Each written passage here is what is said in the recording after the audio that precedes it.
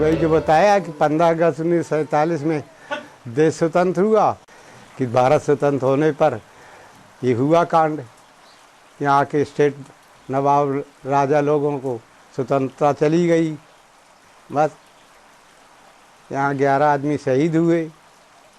तो मतलब जुलूस निकाला गया था स्वतंत्रता की खुशी में, तिरंगा फहरा रहे थे। हाँ, तिरंगा फहरा रहे थे। तो फिर क्या हुआ? फिर ये हुआ कि स्टेट के नवाब ने गोली कांड कर दिया, 11 शहीद हो गए। तो स्टेट नवाब की क्या खुद की सेना थी क्या? नवाब के पास, हर राजा के पास पुलिस रहती थी स्टेट में। यहाँ के नवाब बामन गांव के राजा थे, बेरी के 5 गांव के, हर जगह राजा राजा इधर थे। भाई अंग्रेज़ों ने अपना एक बॉडी गार्ड बनाया है।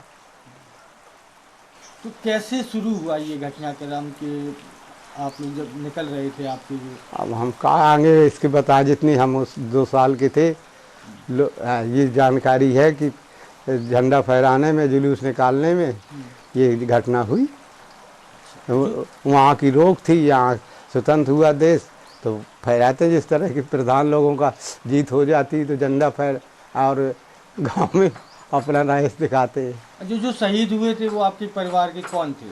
हमारे ताऊ थे। क्या नाम था उनका? नाम था बाबूराम सेवारे। अच्छा, आगे चल के फिर उन्हें कोई लाभ दिया गया सरकार की तरफ से? सरकार की तरफ से इन लोगों का, सरकार की तरफ से इन लोगों का बहुत अच्छा प्रभाव पड़ा। शहीदों का नाम चल रहा है। शहीदों की याद में यहाँ शहीदों की यादगार है। सरकार इसके लिए बहुत अच्छा सोच रही है, लेकिन करने वाला कोई नहीं है यहाँ। यहाँ हरचंदपुर में तो बहुत अच्छा हो जाता, कोई करने वाला। थोड़ा सा मान सिंह लाला थे जिन्होंने पार्क बनवाया। अब वो तो जितने थे वैसे बगैर शहीद वाले, जैसे यहाँ के प्रमुख बनाए गए व्यास जी, विश्वनाथ व्यास। स्मारक भी कोई बना हुआ है? स्मारक बना हुआ है कोई? हाँ, स्मारक एक सड़क पे बना है। उनके दरवाजे, यहाँ कांड हुआ वहाँ भी स्मारक बना है। उसमें सभी के नाम लिखे हुए हैं? हाँ, सभी 11 आदमियों के नाम लिखे। 2 हरचंदपुर के हैं, एक बुढ़ा था जो हरचंदपुर का, और 9 गांव के आदमी हैं। इस तरह से 10 गांव के आदमी शहीद हुए। इस पूरे घटना में कोई विशेष बात जो आपको याद हो? विशेष बात कोई याद नहीं भाई, यही हुआ कि जुलूस के कारण से झंडा फहराने में इन्होंने, पुलिस ने, स्टेट ने, और नवाबों लोगों के अपने अपने वो स्टेट जा रही थी, उनको खुशी नहीं थी। ये खुशी का देश था। जालौन जिले में कदौरा बावनी अकेली स्टेट थी जिसका भारत संघ में विलय हुआ था और जिसके नवाब को प्रिवी पर्स मिलता था। इस स्टेट की थोड़ी सी पृष्ठभूमि पर पहले प्रकाश डालना होगा।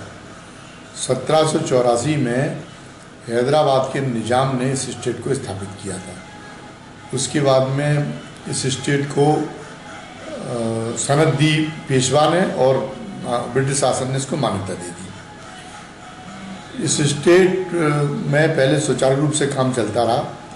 स्टेट में बिगाड़ तब आया, आज़ादी जब होने वाली थी उसी के करीब के दिनों की बात है, जब यहाँ के जो उस समय के नवाब थे, नवाब ने टोंक घराने में दूसरी शादी की। उनकी पहली पत्नी की मौत हो गई थी तो उन्हीं के परिवार में से एक और थी, उनके साथ में उन्होंने शादी की, शौकत जहाँ जिसका नाम था उस बेगम का।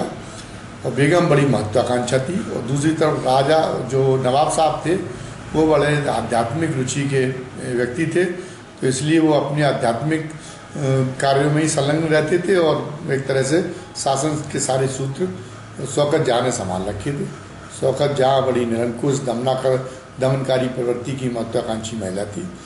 तो स्वतंत्रता संग्राम सेनानियों से उसका विवाद आज़ादी के पहले से ही शुरू हो गया था। बेगारी प्रथा के विरोध कर रहे थे वहाँ के स्वतंत्रता संग्राम सेनानी जैसे पंडित विश्वनाथ व्यास, जगन्नाथ सिंह वगैरह। अब इसी बीच में जब आज़ादी आई तो आज़ादी आने के बाद में भी यहाँ पर तिरंगा फहराने पर प्रतिबंध जारी रहा। इसके जो स्वतंत्रता संग्राम सेनानी थे इस चीज़ के बड़े मुखालिफ थे। उन्हें कतई गवारा नहीं हो रहा था कि आज़ादी के बाद में भी हम तिरंगा न फहरा पाएँ। तो 25 सितंबर 1947 को, 15 अगस्त 1947 को देश आज़ाद हो गया। 25 सितंबर 1947 को ग्राम हरचंदपुर में उन्होंने तिरंगा यात्रा निकालने का निश्चय किया। दूसरी तरफ शौकत जा के निर्देशन में वहाँ की कोतवाल ने कदौरा बावनी स्टेट की तैयारी कर ली, उनको रौंदने का, स्वतंत्रता संग्राम सेनानी के अरमानों को रौंदने का। एक चौक था बिल्कुल जलियांवाला बाग जैसी दृश्य था, जहाँ जिसको चारों तरफ से घेर लिया गया, निकल भागने का कोई रास्ता नहीं था। यहीं पर स्वतंत्रता संग्राम सेनानियों की और उनकी पुलिस की, कदौरा बावनी की पुलिस की झड़प हुई। झड़प में ज़्यादातर एक ही संप्रदाय के जवान थे और उस झड़प के बाद में पुलिस ने फायरिंग शुरू कर दी। उस फायरिंग में 11 लोग मारे गए थे और उस फायरिंग के बाद में फिर कांग्रेस ने प्रतिनिधिमंडल भेजा वहाँ पे। सरदार वल्लभ भाई पटेल से यहाँ के स्वतंत्रता संग्राम सेनानी मिले बुंदेलखंड भर के। उन सरदार वल्लभ भाई पटेल ने हस्तक्षेप किया, पूरे प्रकरण की जांच कराई गई हमीरपुर के कलेक्टर के माध्यम से और उसके बाद में कदौरा के नवाब को बाध्य होना पड़ा। लोकप्रिय सरकार के गठन के लिए दीवान का पद भंग कर दिया गया और उसमें लोकप्रिय मंत्रिमंडल उनकी सलाह के लिए गठित किया गया। लेकिन वो मंत्रिमंडल, ये व्यवस्था भी बहुत दिनों तक नहीं चली और आखिरी में 25 जनवरी 1950 को जब कदौरा बावनी स्टेट ने भी अपना विलय कर दिया भारत संघ में, तब ये परिस्थितियाँ सुलझी। उसके बारे में सब ये जानते हैं कि हमारे गांव में 1947 पीरियड में गोलीकांड हुआ था। जब देश अपना यहाँ आज़ाद हुआ था तब ये यहाँ ग्राम सभा में खुशी का माहौल था। उसमें हमारे ग्राम इसमें कदौरा में बावनी स्टेट तो उस टाइम अंग्रेज़ों का शासन चल रहा था, तो 52 गांव के नवाब साहब थे। उसी पीरियड में हमारे ग्राम सभा में झंडारोहण का कार्यक्रम हुआ गया, खुशी की वजह से कि हमारा देश आज़ाद हो गया। उस वजह से वो लोग चाहते नहीं थे कि झंडारोहण को किया जाए, इस वजह से रोकने के लिए यहाँ गोलीकांड हुआ। गांव के लोग इकट्ठा हो गए, वो लोग चाहते थे कि झंडारोहण किया जाए, नवाब साहब चाहते थे कि झंडारोहण नहीं करने देना है। इस वजह से यहाँ गोलीकांड हुआ, जिससे हमारे गांव के 2 लोग और आसपास के गांव के लोग लगभग 11 लोग यहाँ शहीद हो गए। और उसी के यादगार में हमारे ग्राम सभा में उसका पार्क बना हुआ, शहीद स्मारक बना हुआ है, जिससे वो जी बिल्कुल बेकार हो गया, खंडर डला है, उसमें कोई ध्यान नहीं दे रहा है।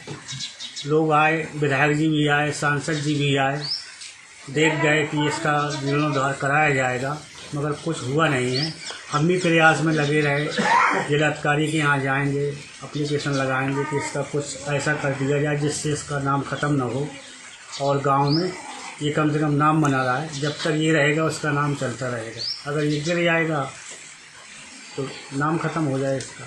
ये चीज़ें हैं इसमें। जलियांवाले बाग के बाद जालौन में भी एक बहुत बड़ा कांड हुआ जिसमें कई देशभक्त शहीद हुए थे। देश की आज़ादी के बाद पूरे देश में तिरंगा लहराने का अभिनंदन हो रहा था। वहीं वायुनी देश के भक्तों ने 25 सितंबर 1947 को हरचंदपुर में तिरंगा फहराने की योजना बनाई। यह योजना की खबर निजाम के कानों तक पहुंच गई। निजाम ने अपने अधीनस्थ कोतवाल को फरमान देते हुए कहा कि यह तिरंगा यात्रा किसी भी सूरत में नहीं निकलनी चाहिए। 15 अगस्त 1947 को जब पूरा देश जंजीरों तोड़कर आज़ादी का जश्न मना रहा था, उस वक्त जालौन के बावनी स्टेट में आज़ादी के बाद भी देश में तिरंगा फहराना गुनाह माना जाता था। वजह यह थी कि हैदराबाद के निज़ाम की सल्तनत और उनका कानून, यहाँ निज़ामों की सल्तनत होने की वजह से सारे नियम और कानून उन्हीं के अधीन थे। कुछ क्रांतिकारियों ने तिरंगा यात्रा निकालकर निज़ाम के आदेशों का उल्लंघन किया तो निजाम ने उन पर गोलियां चलवा दी, जिसमें 11 स्वतंत्रता संग्राम सेनानी शहीद हो गए और 26 घायल हुए। इस गोली कांड की गूंज पूरे देश में गूंजी। इस कांड को लेकर दूसरा जलियांवाला बाग कांड कहा जाने लगा। दरअसल मामला जालौन के हरचंदपुर गांव में मौजूद शहीद स्मारक आज़ादी सामूहिक बलिदान की ऐसी गाथा सुनाता है जिसे सुनकर लोगों के रोंगटे खड़े हो जाते हैं। यह पूरा वाकया 25 सितंबर 1947 को घटित हुआ। पूरा देश आज़ाद हो चुका था, लेकिन इसके बाद भी बावनी स्टेट में तिरंगा फहराने पर रोक थी। इसके बाद भाषण देना, नारे लगाना, जुलूस निकालना पर भी पूरी तरह प्रतिबंध हुआ था। पंडित विश्वनाथ व्यास के नेतृत्व में निजामों की सल्तनत कानून के खिलाफ आवाज उठाने के लिए बाउनी प्रजामंडल का गठन किया। तिरंगा यात्रा निकालने की योजना बनाई गई।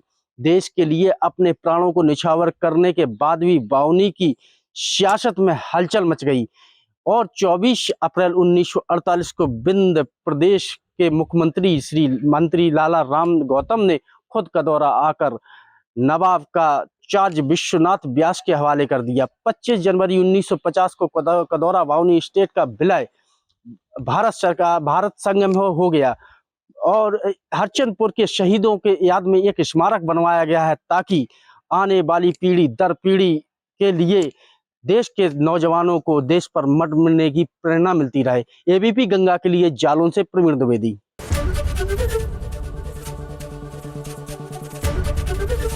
एबीपी गंगा, खबर आपकी, जुबान आपकी।